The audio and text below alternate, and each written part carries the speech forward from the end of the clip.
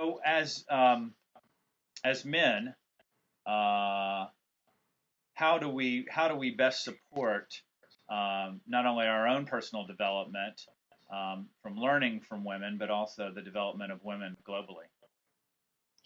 Well, I think first of all, we have to celebrate Hmm. these women, and clearly what you're doing with this project and your blog and your work Hmm. is doing just that. Hmm. Awareness is the first is the starting point. So to celebrate the kind of work that is out there that women are doing, because the what we've seen is that once we present those new models for humanity in the form of great women doing great things, um, all of us, men and women, can wake up to what's possible. It's a new way. Yeah. We live in a very sort of money capitalistic, ego male dominated society, and Hmm. those are the forms and constructs by which we model our lives and our goals and our ideals.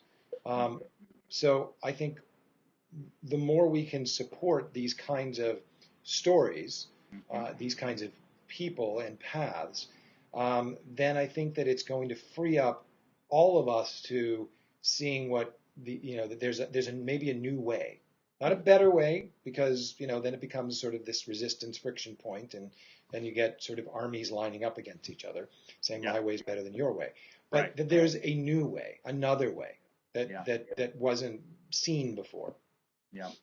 And then, do you think in some way, when we begin to honor all humans and we advance the economic and educational, potential of all humans, that we're then sort of letting go of fear, basically?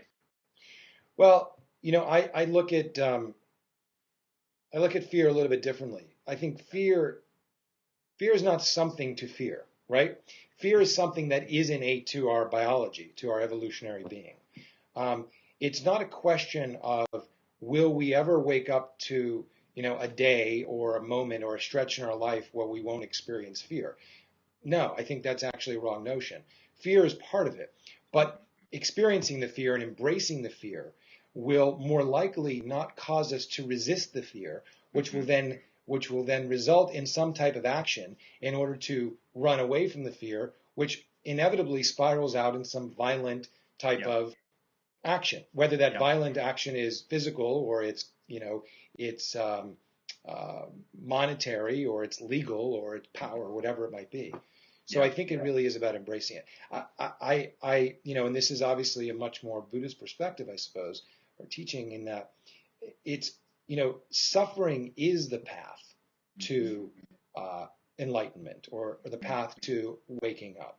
It Hmm. is not the thing you try to get rid of. It's the thing, suffering is the thing to experience. The more you avoid suffering, the more the opportunity the ego has to grow. The more the ego has to grow, the more the ego grows, the more resistance there is to suffering, the less opportunity there is to wake up, Yeah. Yeah. because it's all just experience. Yeah. But the ego has this notion, this concept that it can protect itself from all pain. Hmm. The truth is, there is no night without day, no sun without moon. Hmm. There is no pleasure without pain. Hmm. And, there are bastardized versions of that. Certainly, there are certain religious forms that I think, you know, uh, um, use suffering in a very punitive way. That's Hmm. certainly not what I'm talking about. But it's Yeah. simply an experience. And I think that Yeah. women, especially, understand that on a Hmm. biological level. Certainly, ones that have had their own children Hmm. and the pain and the suffering of that on this very physiological level. But we've all come through that experience to get here into this world. So I Yeah. think that there's a great sort of wisdom and lesson to be learned in that.